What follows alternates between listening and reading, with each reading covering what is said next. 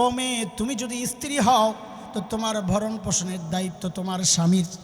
ও মেয়ে, তুমি যদি কন্যা হও তো তোমার ভরণ পোষণের দায়িত্ব তোমার বাবার।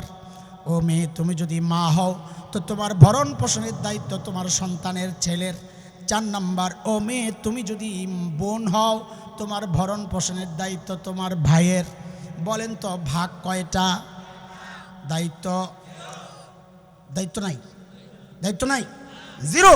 তো দায়িত্ব নয়, ভাগ কেন? বলে মজা খাইতে। বলেন না কেন? কি জন্যে? বলেন কি জন্যে?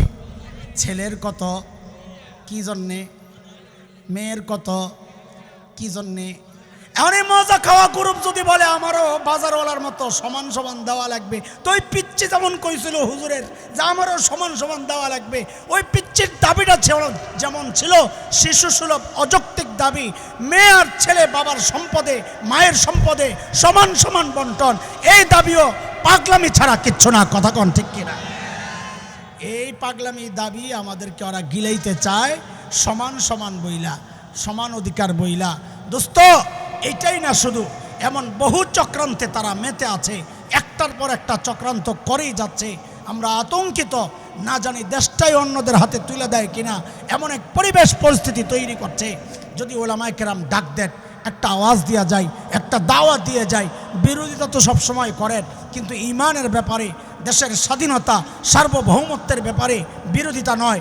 আলেমরা ডাক দিলে আলেমের হাতে হাত রেখে কাঁধে কাঁধ মিলিয়ে মুষ্টিবদ্ধ হাত উঠিয়ে একসাথে উচ্চারণ করতে হবে, আল্লামা আহমদ শফীর এই জমিনে, হাফিজের এই জমিনে, আল্লামা শামসুল হক ফরিদপুরের এই জমিনে, কারি ইব্রাহিমের এই জমিনে নাস্তিকতার চর্চা করতে দেওয়া হবে না, দেওয়া হবে না। এই আওয়াজ উঠাইতে হবে ইনশাআল্লাহ। পারবেন তো ইনশাআল্লাহ? নাকি মাহফিলেই বাইরেও ইনশাআল্লাহ? আপনারা তো যেমনি ঠিক যেমনি মাহফিলে কন, এই ঠিকটা যদি ভোট কেন্দ্রে কইতেন তো আমরা ক্ষমতায় থাকতাম। এটাও ঠিক, তাই না? যা করছেন আগে করছেন, আর করেন না, ঠিক আছে না? সোনার বাংলাদেশ, স্বপ্নের বাংলাদেশ, ডিজিটাল বাংলাদেশ সব দেখা শেষ। এবার দেখতে চাই ইনশাআল্লাহ কোরআনের বাংলাদেশ। ঠিক আছে তো ইনশাআল্লাহ? আল্লাহ কবুল করে। এই গ্রুপ কয়টা? তাড়াতাড়ি কর। হাসরের মাঠের গ্রুপ কয়টা? কয় গ্রুপ গেল? কথা কয় কয়মনে একটা গেল? বিনা হিসাবে জান্নাত, বিনা হিসাবে। আর রয়েছে কয়টা? এক গ্রুপ যাদের নেকির পাল্লা, কয় নেকির পাল্লা ভারী করে কেমনি? নেকি রাখলেই তো পাল্লা ভারী হয়। কিন্তু আমরা যে রাখুম না, আল্লাহ জানেননি, জানেননি, আল্লাহ জানেন। আমি নেকি রাখুম একটা, গুনাহ রাখুম 20টা, এটা আল্লাহ জানেননি, জানেন। আর দেরি হবে না, আমার কথা মোটামুটি সাইজ করে আনছি। এই কথা খুব দ্রুত শেষ করবো। আপনার কষ্ট বেশি হইতেছে নি? কষ্ট তো হইতেছে, জানি, বেশি হইতেছে নি? হ্যাঁ হ্যাঁ হ্যাঁ, এটা একটা ভালো কথা কইছে। এটা আমি আজকে মসজিদেও কইছি যে ওরা সমান অধিকারের দাবি করে, যে এটা আসলে ওদের টার্গেট সমান অধিকার দেওয়া না, ওদের টার্গেট হলো ইসলাম। টার্গেট কি? আমি একটা উদাহরণ দিই আপনার করে ছোট্ট করে, ভাই কথাটা মনে করছে।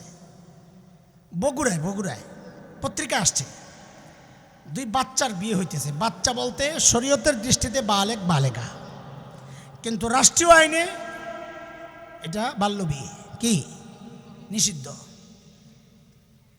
বিয়ে করতেছে ছেলে মেয়ে, বলেন কে করতেছে? বলেন করাচ্ছে বাবা মা, করাচ্ছে কে? বয়স বাড়াইয়া সরকারি নথিভুক্ত করবে কাজী। সব কাম শেষ, হুজুরে ডাক দিয়েছে কবুল পড়াইতে। বগুড়ার ঘটনা, পত্রিকা আসছে। হুজুরে ডাক দিয়েছে কবুল পড়াইতে। বেচারা ইমাম সাহেব পান্ডারি মহদিয়া জামা যেটা গায়ে আছিল এটা গায়ে দিয়ে আয়া পড়ছে। বিকালের বাজারের ব্যবস্থা হয়েছে, আহারে খুশি খুশি আইছে। বিয়ার মজলিসে খালি বইছে, কে জানি 999 ফোন দিয়া পুলিশ ডাইকা লয়ে আইছে যেখানে বাল্য বিয়া হয়। আবারও জিজ্ঞেস করে আপনার বিয়ে করতেছে কারা? করাচ্ছে কে? নথিভুক্ত করতেছে কে? সব কাম শেষ, আইসে হুজুরে খালি কবুলটা পড়াইব। পুলিশ আয়া কি করলো? হুজুরে গ্রেফতার করলো।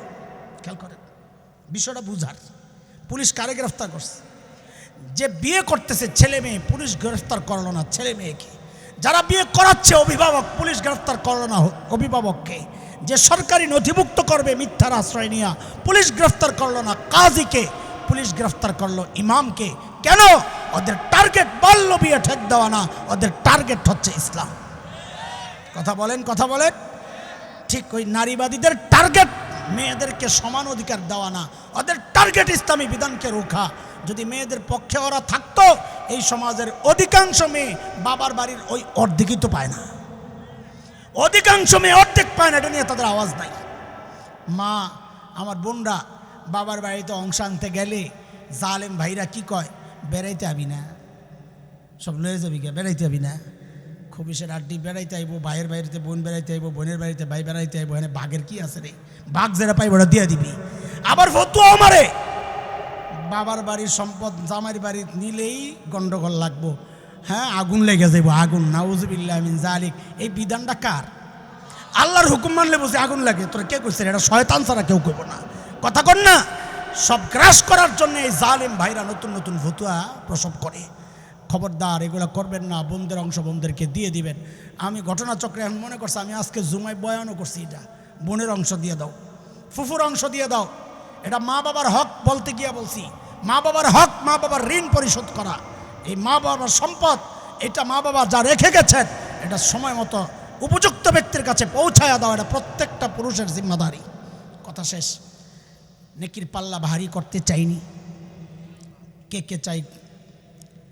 আমিও চাই, ও আপনারাও চান, মাশাআল্লাহ, হাত নামান, তাড়াতাড়ি নামান। ভারী করে কেমনে? আল্লাহ জানেন আমার বান্দা ঢিলা, ও নেকি করবে একটা, গুনাহ করবে 20টা। আল্লাহ কয়, যারে বান্দা তোর একটা স্পেশাল অফার দিয়া দিলাম আজীবনের জন্যে। দুনিয়ার দোকানে একটা কিনলে একটা ফ্রি, এই অফার দিলেই ভিড় লেগে যায়। একটা কিনলে 2টা ফ্রি, এইরকম অফার দিলে দোকানে লুটপাট শুরু হয়। কথা কোন ঠিক কিনা? আল্লাহ তাআলার পক্ষ থেকে বান্দার জন্যে আজীবনের অফার। বান্দারে তুই আমল করবি একটা, আমি ফ্রি দিয়ে দিব 9টা। আমল করবে একটা, আমল নামায় উঠবে কয়টা? 10টা। কয়টা? একটা তো করছি, 9টা ফ্রি। কার কথা এটা? আল্লাহ বলেন, মান জাআ বিল হাসানাহ ফালাহু আশরু আমসালিহা ওয়া মান জাআ বিস সাইয়্যাহ ফালা ইউজজা ইল্লা মিসলাহা। বলেন নেকি করবে একটা, উঠবে কয়টা? পাল্লা ভারী হয় নাই। আল্লাহ বলেন, যা দিলাম আরেকটা বড় অফার, লম্বা একটা মাস, রমাজান মাস। বলে কি অফার? আগে ছিল একে কত ফ্রি, একে 9 ফ্রি। নবী আলাইহিস সালাম বলেন, এইবারের অফারটা বড় কঠিন। মান আদ্দা ফিহি ফরিদাহ কানা কামান আদ্দা 70 ফরিদাতান ফিমা সিওয়া। রমজান এমন এক মাস, তুমি আমল করবা, একটা ফরজ আল্লাহ উঠায়া দিবেন 70টা ফরজ। একে কত? আপনাকে কুমিল্লা শাসনগাছা ধরেন, একটা রূপার দোকান আছে, ওই দোকানের অনন্য বৈশিষ্ট্য, দোকান থেকে রূপা কিনা বাইতাইলে দেহে সোনা, কিনছে রূপা, বাড়িতে আসলে দেখে। আচ্ছা কোন তো এই দোকানের কি অবস্থা হইব? এই গুড়াগাড়া পোলাপান যায় দোকানের মাটি শুদ্ধ চাবায় খাইয়ে লইব, টয়লেটে যায় দেখবো কিছু পাল্টাইছি, ঠিক নিও। রমজান এমন এক দোকান, নবী বলেন এই মাসে যদি কেউ একটা নফল আদায় করে, আল্লাহ তাআলা তার আমল নামায় উঠায়া দেন একটা ফরজের সওয়াব। করছে নফল, উঠবে। কিনছে রূপা, হইছে। বান্দা খবর কি? পাল্লা ভারী হইছিনি? আল্লাহ গেছে গা রমজান। আল্লাহ বলেন, যারে বান্দা দিলাম এক বিশাল অফার, আমল করবি এক রাত, আমি আল্লাহ তোর আমল নামায় উঠায়া দিব 1000 মাসের চেয়ে বেশি সওয়াব। লাইলাতুল কদরি খায়রুম মিন আলফি শাহর। আপনাকে তো হিসাব করা এখন সোজা হয়ে গেছে, এই জন্য চট করে কই আলান আপনারা, কোনটা 1000 মাসের চেয়ে বেশি কত হয়? দেখছেন কইছি না, কত সোজা এখন টিপা টিপা বাইর করে আলান। এই মোবাইল না থাকলে তো পারতেন না, ঠিক না? এই আল্লাহ কি কইছে, ও 1000 মাসের চেয়ে, হ্যাঁ বেশি, উত্তম আর বেশি একই কথা। 1000 মাসের চেয়ে বেশি একটা আপেক্ষিক শব্দ, এটা কে বলছে ওইটার উপর বেশির কম বেশি নির্ধারণ হবে। একটা উদাহরণ শোনেন, আপনার এলাকার এক পরিচিত ভিক্ষুক আপনারে দেখছে, দেখে কাকা এদিকাই, ও কি কাকা? কাকা কালকে একটু দেখা করো, তোমার অনেক দেব। কি দিব? আপনি মনে মনে হাসতেছেন, বেড়ায় নিজে ভিক্ষা করে খায়, আবার আমারে বলে অনেক দিব। তার মানে ফকিরের অনেক আপনার কাছে অনেক না। একই কথা বর্তমান দুনিয়ার সবচেয়ে বড় ধনী কে রে? Elon Musk. সাবাস। ইলন মাস্ক যদি কয়, আপনি তো ইলন মাস্ক চেনেন না, এই জন্য এর অফারও বুঝবেন না। যদি আমগো ইউনূস সরকারে কয় কালকে দেখা করো তোমারে অনেক দেব, পুরা উপদেশটা যা আছে সবার ঘুম আরাম হয়ে যাব। আর এই কথা যদি মোদি কাকু জানে, আর কাপড় নষ্ট হয়ে যাবে।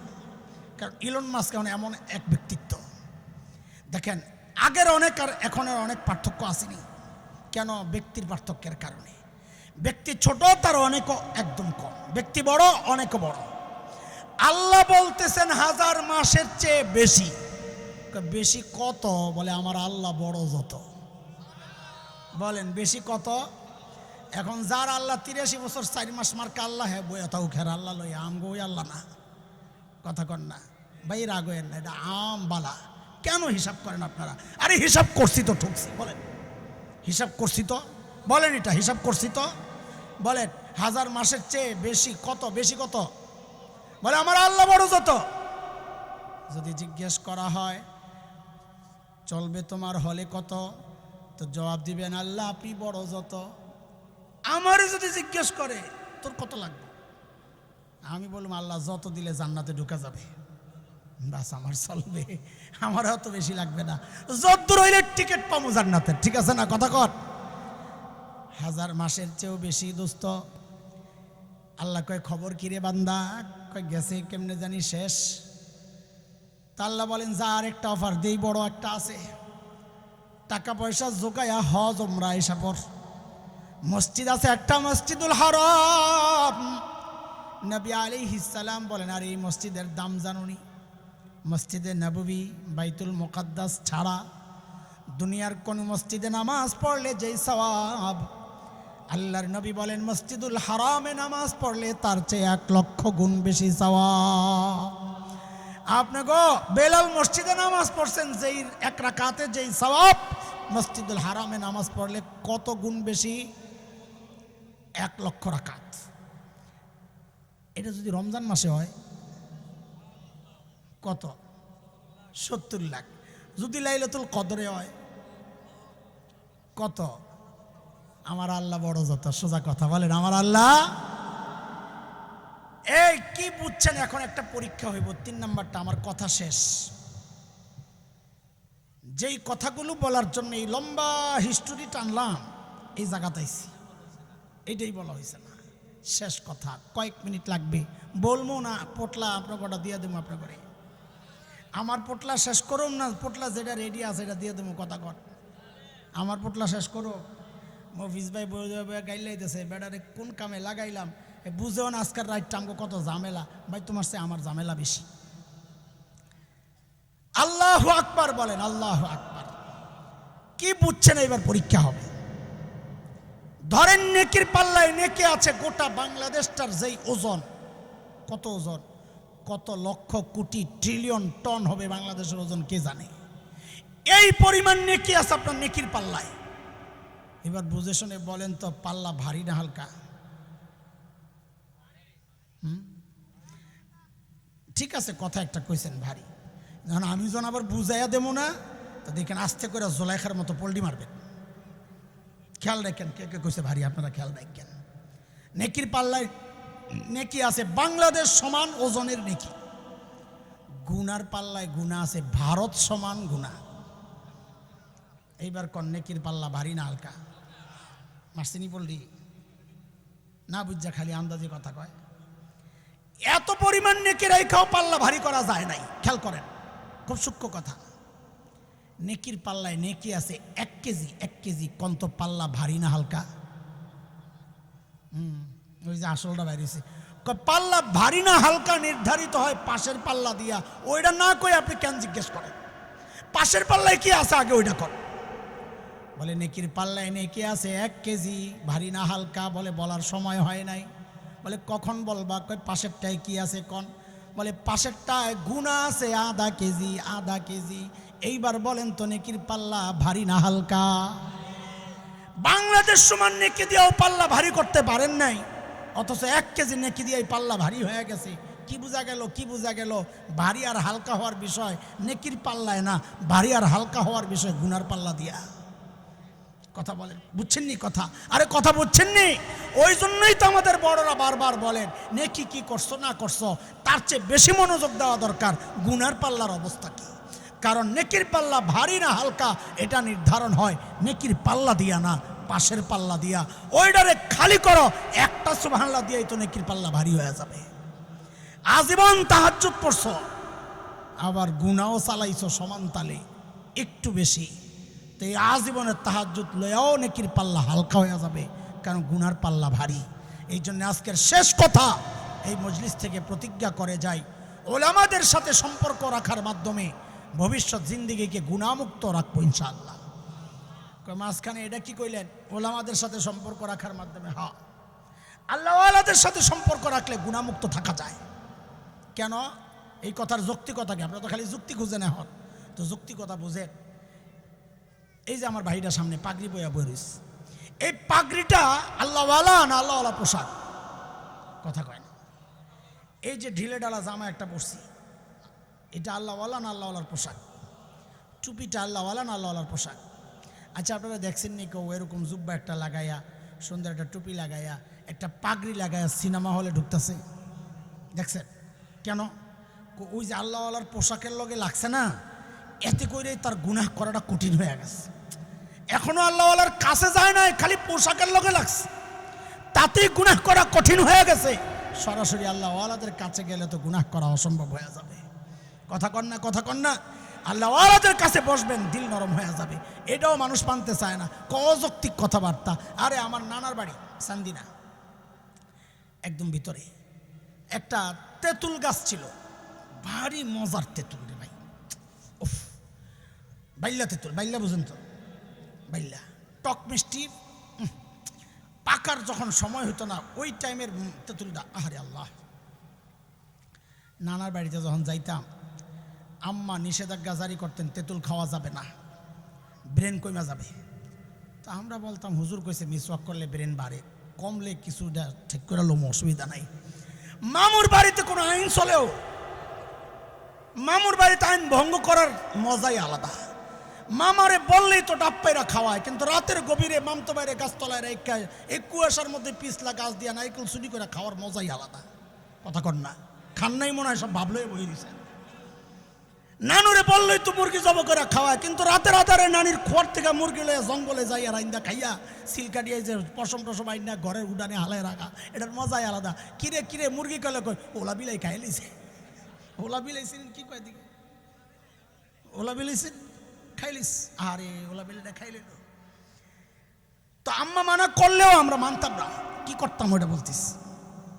নানু বয়মের মধ্যে ওই মরিচ পোড়া দিয়া রেখে দিত, ওখান থেকে চুরি করে মরিচ দুটা নিয়া চাকু একটা লইয়া, কিছু লবণ লইয়া, ধনিয়া পাতা দুগা লইয়া আস্তে যাইতাম গা জঙ্গলে, ওই ওই তেঁতুল গাছের গোড়ায়। প্লেট নিতাম না, কারণ ওই জঙ্গলে ওয়ান টাইম প্লেট পাওয়া যায়। কি সেটা? কলা পাতা। সাবাস, এই না শ্রোতার লাইনে আইছে। তো ওখানে যায়া যখন ভাইরে ধনিয়া পাতা দিয়ে কিচি কিচি করে কাটটা, তেঁতুল দিয়ে কিচি কিচি কিচি কিচি করে কাটার সময় তো পানি আয় পড়তো।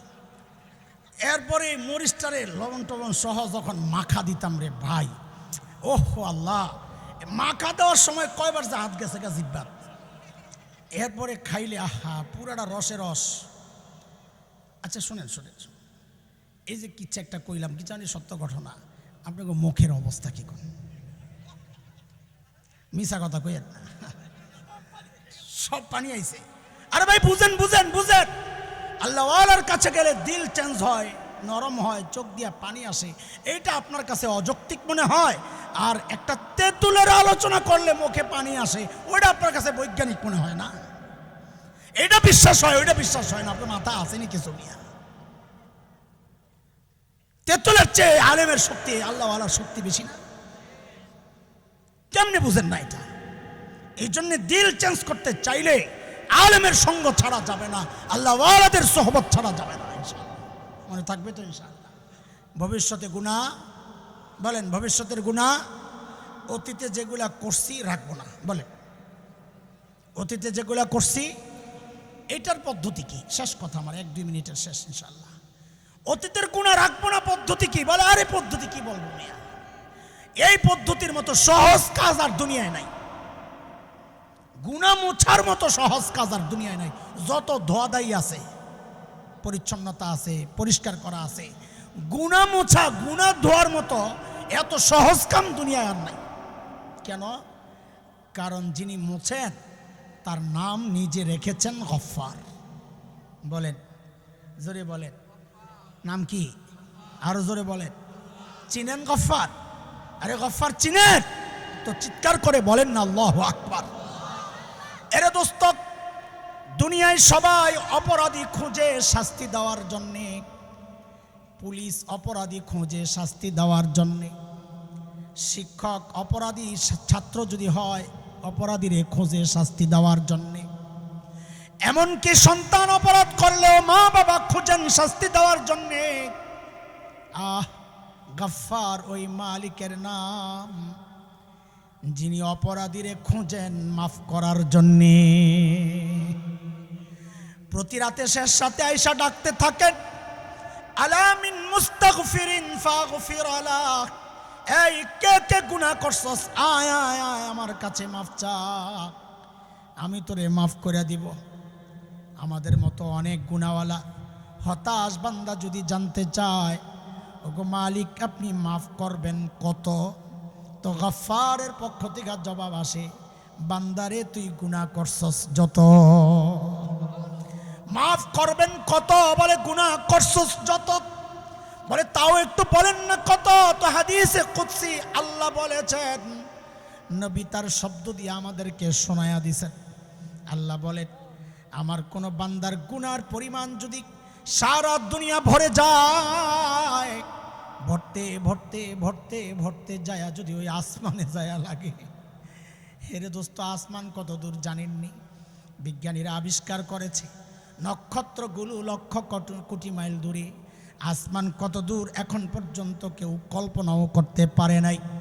আল্লাহ তাআলা বলেন, আমার কোন বান্দার গুনার পরিমাণ যদি সারা দুনিয়া ভরে যায়, ভরতে ভরতে যায় যদি ওই আসমানে যায় লাগে, ওই বিশাল গুনার ভান্ডার নিয়া ওই বান্দা অনুতপ্ত হইয়া অনুশোচনা সহ যদি আয়েশা বলে, ওগো মালিক আমি ভুল করছি, আমারে মাফ করে দাও, তো হাদিসের শব্দ আল্লাহর কথা, লা উবালি, আমার কোনো পরোয়া নাই, বান্দা মাফ চাওয়ার সাথে সাথে আমি তার জিন্দেগির সব গুনাহ খাতা মাফ করে দিব।